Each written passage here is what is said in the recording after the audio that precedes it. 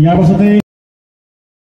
Hi everyone, মই বিভাস হইকে মোৰ নতুন এটা ভিডিঅলৈ আপোনালোকক স্বাগতম জনালো। আশা কৰো সকলো ভালে আছে আৰু বৰ্তমান মোৰো ভাল বুলিয়ে ক'ব পাৰি। এয়া একদম হাজিকাছি ওলাইছো, বেছি হজা নাই বাৰু, তথাপিতো হাজিকাছি ওলাইছো প্ৰগ্ৰেম এটালৈ যাবলৈ। সেইদিনা যে গৈছিলো ডিম্পু বৰুৱাকো লগ পাইছিলো। সদৌ অসম ছাত্ৰ সন্থাৰ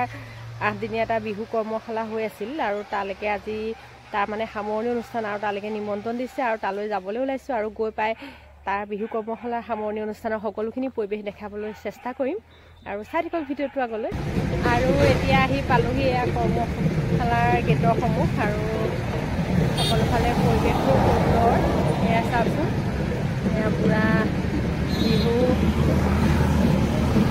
আৰম্ভ হৈ গৈছে। বিহু নাচৰ মুখ্য হিচাপে আমি আমন্ত্ৰণ জনাইছিলোঁ আমাৰ শ্ৰদ্ধাৰ ভিটামিন দত্ত বাইদেউ সমান্যপত্ৰ জ্ঞাপন কৰিবলৈ আঞ্চলিক ছাত্ৰ সন্থাৰ সাংস্কৃতিক সম্পাদক অবিনাশ বৰাক অনুৰোধ জনাইছোঁ।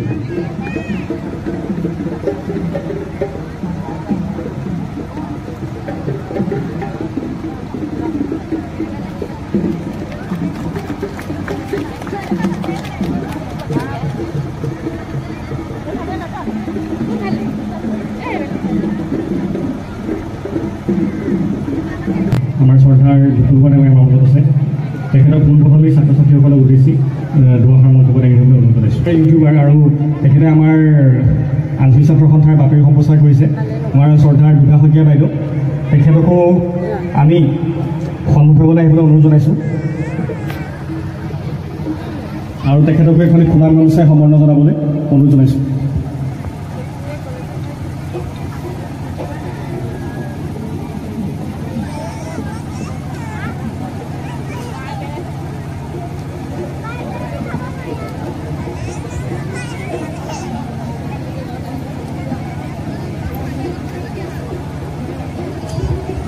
ইয়াৰ পাছতে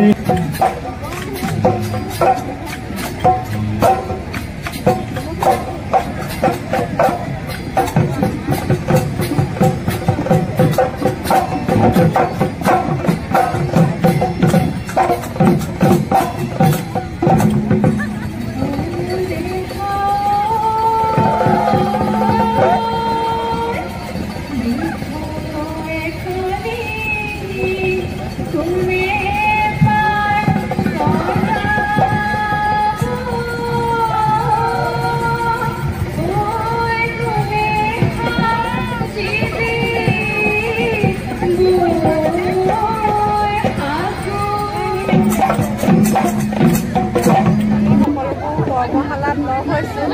কেনেকুৱা লাগিছে আজি? ভাল লাগিছে। কিন্তু ছোৱালীয়ে নাচিছে, মানে খুব ধুনীয়া হৈ ওলাই আহিছে দেই। মাৰ ভাগৰ পিন্ধি আহিছোঁ আৰু এইফালেতো আমাৰ বাইদেউ একদম ধুনীয়া মানুহ, ধুনীয়া হৈ আহিছে একদম।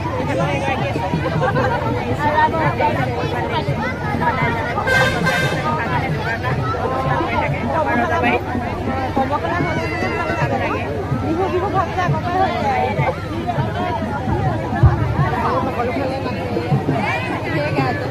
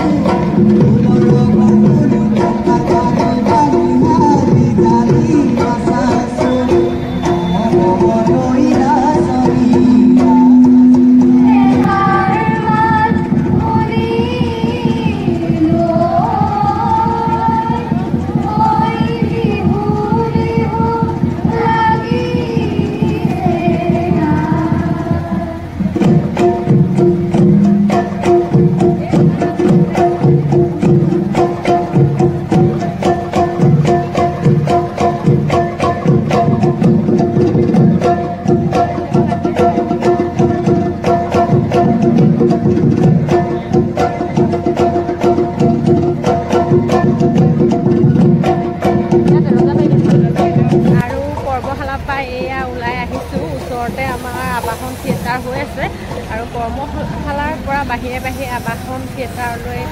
আহিছোঁ আৰু থিয়েটাৰ চাম ওচৰতে মানে মই দিনতে ওলাই আহিলোঁ সেইটো কাৰণে আৰু মানে কৰ্মশালাৰ একেবাৰে শেষত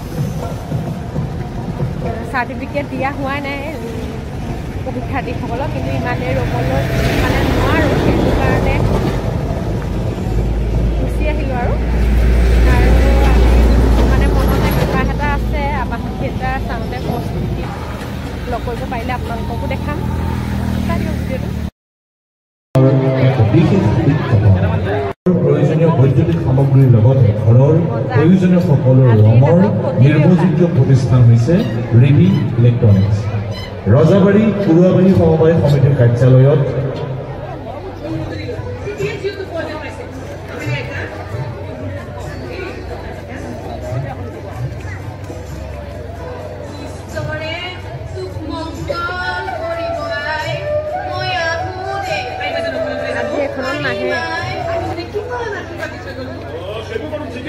পিছে তোৰ বহুজনী ছোৱালী আছিল নহয় সিহঁত কেইজনীকে আশীৰ্বাদৰ প্ৰয়োজন নহ'ল যে তোক অকলে এৰি থৈ গ'লে নৰি পাৰ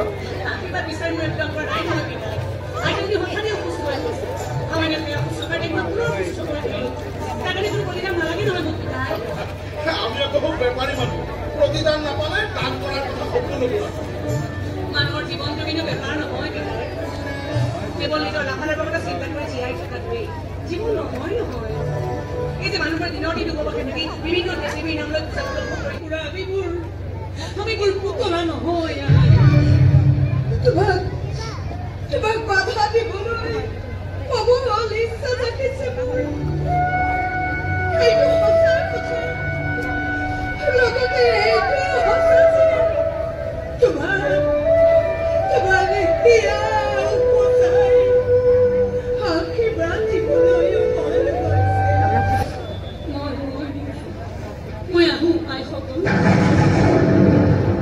মোৰ স্বামীৰ নিথৰ মৃতদেহটো বুকুত খাবতেই এক অজান দেশলৈ মই যাত্ৰা কৰোঁ নিয়মতে মই সুদ বগা সাজ পিন্ধি আপোনালোকৰ শাৰীত থিয় হ'ব লাগিছিল কিন্তু কিমানখিনি সাহসী মই নহয় কিমানখিনি সহনশীলাও কৰিব কিমানখিনি চকু পানী মোৰ নাই যে এগৰাই গোটেই জীৱনটো মই পাৰ কৰি দিব পাৰিম যিখিনি চকু পানী আছিল সেইখিনিৰে ধুই লৈছো মই মোৰ স্বামীৰ নিথৰ মৃতদেহ সেই দেহটো বুকুত সাৱটি মই যিমানেই আগুৱাই গৈ থাকিম সিমানেই আপোনালোকে মোলৈ মনত পেলাই থাকিব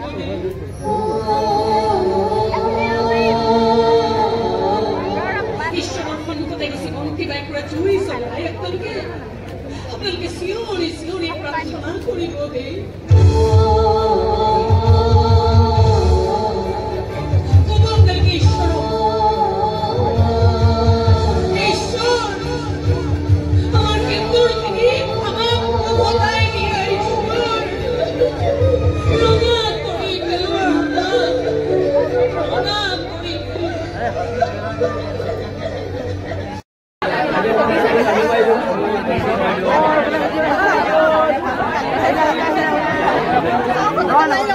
আৰু এতিয়া নাটক শেষ হৈ গ'ল আৰু খুব ভাল লাগিল নাটক চাই আৰু আমি এতিয়া আহি গ'লো প্ৰস্তুতি